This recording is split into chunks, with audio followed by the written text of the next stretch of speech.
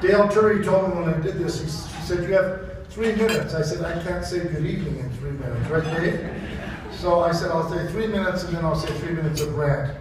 I can imagine right now that Mr. Broadberry, who was the principal of Queen's Park Elementary and Junior High School where I went, is spinning in his grave, imagining that I'm up here getting the Lord. And Mr. Fountain at Henry Wiseman High School, the principal, he used to shake his head at me, and after Marjorie and I bought a house in Rideau once, he came over, he lived a few blocks away, he knocked on the door, and he said, you said in your yearbook that you were going to become a lawyer. I said, well, that didn't quite work out. But I have quite a number of lawyer friends, and he didn't think that counted at all.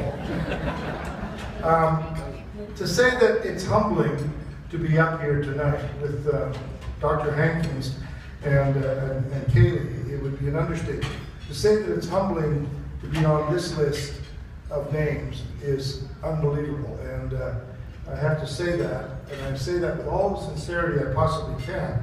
I can hardly imagine that I'm on this list with people like Brian and Stephanie Fileski and Steve Allen, my great friend Steve Allen, and Quincy Smith, and everyone else, Martha Cohen, who I knew as a little boy because my father worked for the Film Exchange for Herring, and so I knew Martha Cohen all of my life, to be honest with you. The point is that this is an amazing evening, and so I'm literally overwhelmed to be here. I'm not going to tell a joke, for those of you that think I would, because I usually do. But I will tell you that in grade 8, Dave Murray was one of my teachers, and my parents went to parent-teacher night, and when they came home, I was just going to bed, and my dad said, I need to talk to you. Mr. Murray says, would you please stop telling jokes in class? And I said, why didn't he tell me himself? He said, because he's too busy writing down the punchlines. The other stage teacher that had a huge impact on me was Mr. Nuttall, who was our grade 11 social studies teacher. And I always remember the 2 things he taught me were, number 1, excess profit will breed ruinous competition. And I wrote that down, and I've never forgotten it. And the other thing he said was, the next world war will not be fought over land, it will not be fought over energy, it will be fought over water. And we may all want to think about that as we go home tonight. I believe he was right, and that was a long, long time ago. Many people have had impacts on my life. Many of you in this room, I'm surrounded tonight by so many friends and so many amazing people. And I think of my Aunt Jessie, who took normal school up in the hill and lived in a little house on Memorial Drive in order to become a teacher. And over the years, all the things that she said to me about the importance of a good education and the importance of being involved in the community. And I have a tear in my eye tonight just thinking about her, and also my 2 daughters who are not here tonight. And my sister's here, Marjorie's here, my brother-in-law's here, my nephew's here, he's a bit of a troublemaker, but he is here. But I am surrounded by friends, it's wonderful. Ladies and gentlemen, what I want to say tonight is this.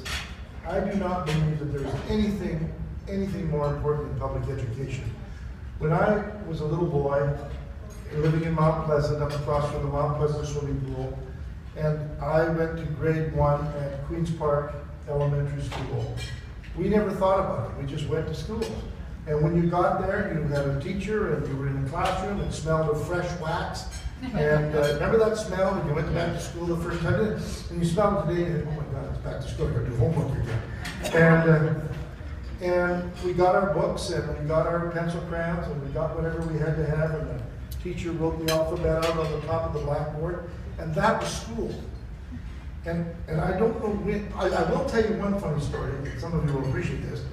I used to have to walk from my house on 22nd Avenue over to Queen's Park School, and there was a Catholic school, Jenny, a Catholic school in between my house and the public school that I was going to. And we would always walk around that Catholic school because we were all convinced in grade 2 and 3 that if we walked across that playground, those nuns would get us. We were sure. But there's actually a point to that. And the point to that is that our public school system is the most important thing.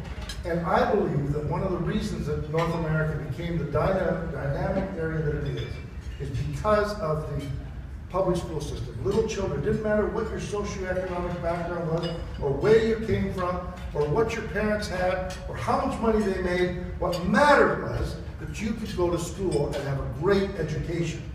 And somewhere along the line, we started to step back from that. And I think that is the worst possible move that we can make. Our children are our most important legacy. Every one of them.